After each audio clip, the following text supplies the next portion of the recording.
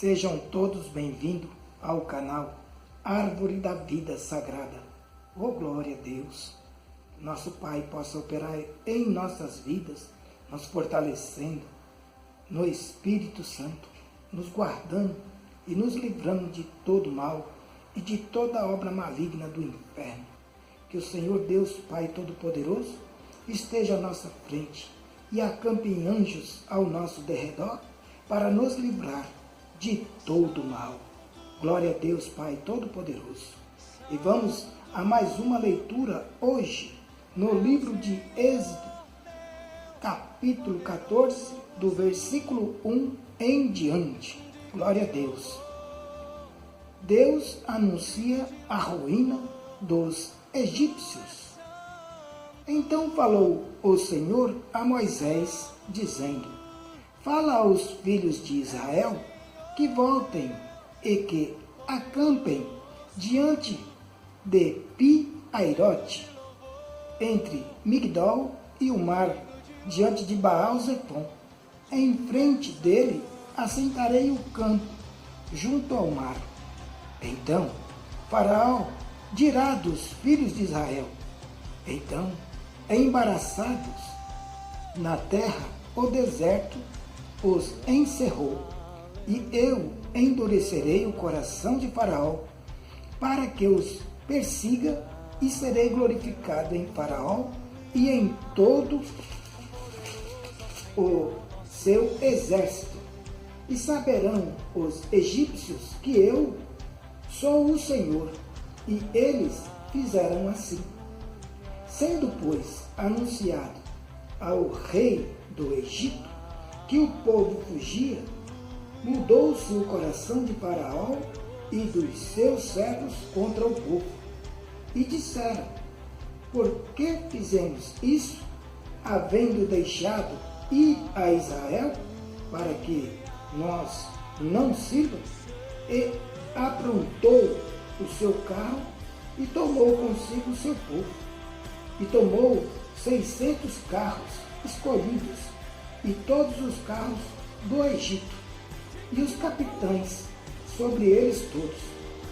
Porque o Senhor endureceu o coração de Faraó, rei do Egito, para que perseguisse os filhos de Israel.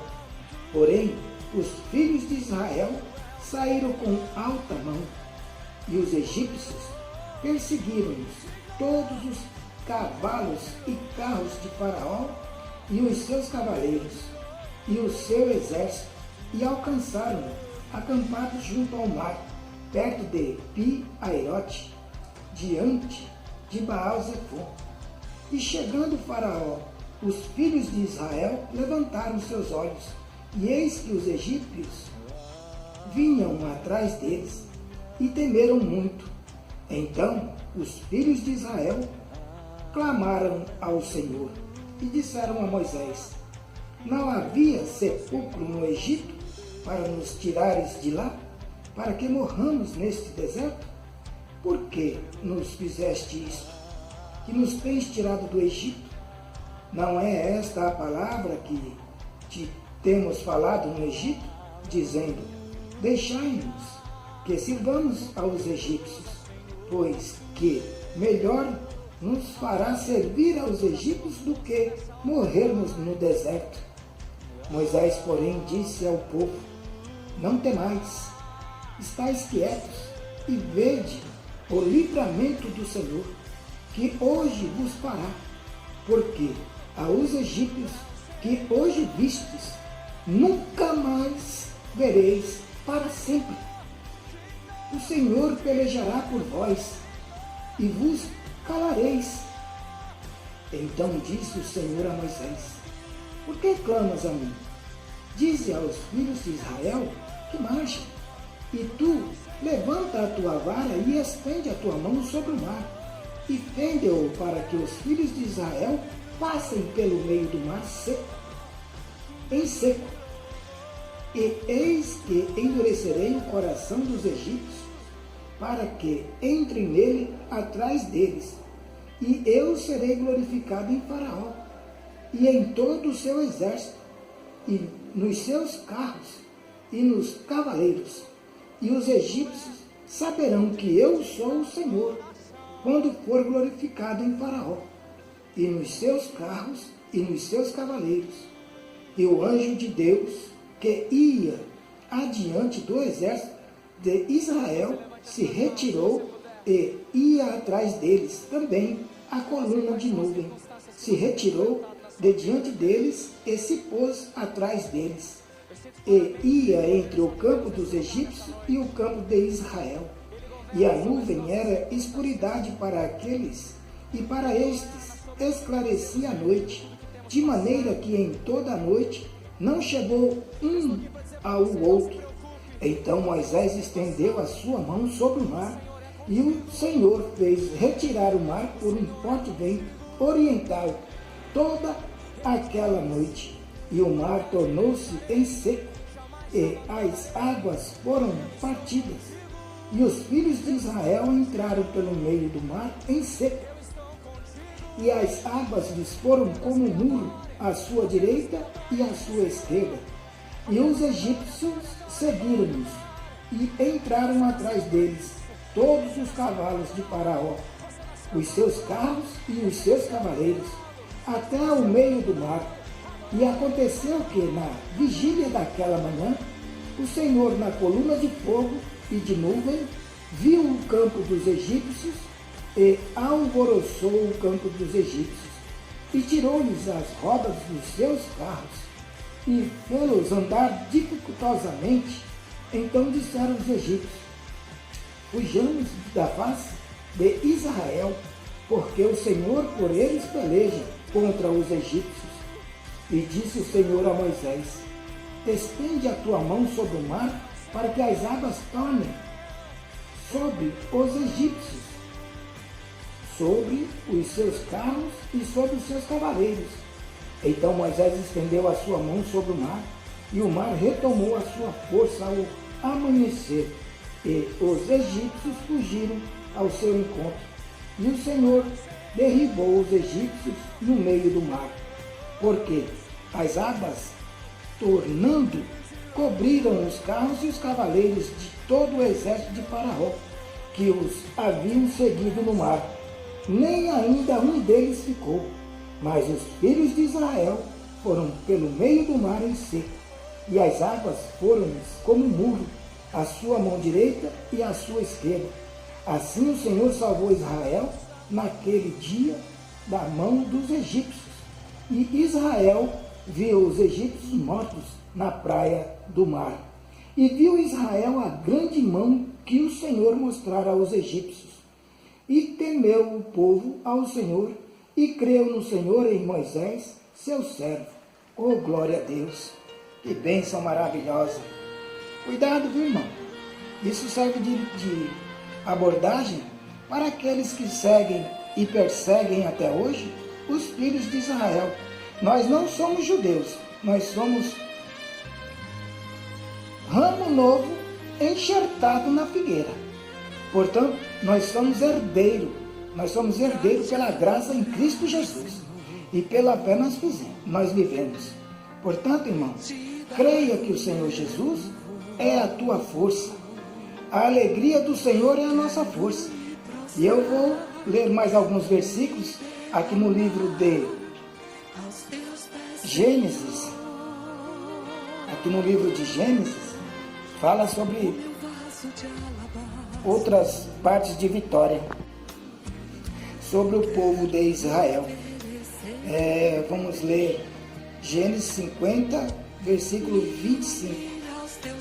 E José fez jurar os filhos de Israel, dizendo: certamente vos visitará Deus, e farei transportar os meus ossos daqui. Glória a Deus, Pai. No livro de Josué, capítulo 24,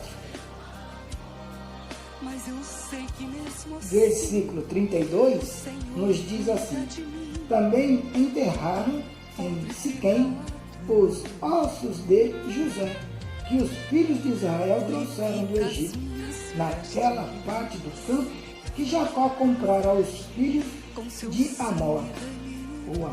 Amor. pai de Siquém, por 100 peças de prata, porquanto foram em herança para os filhos de José. Glória a Deus, Pai.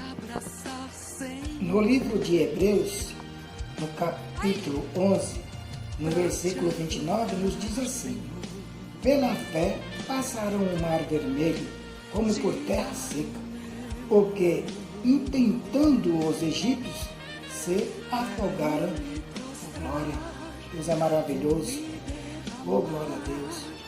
No capítulo 15 de Apocalipse, no versículo 3, nos diz assim: e cantavam o cântico de Moisés, servo de Deus, e o cântico do Cordeiro, dizendo: grandes e maravilhosas são as tuas obras, Senhor, Deus Todo-Poderoso.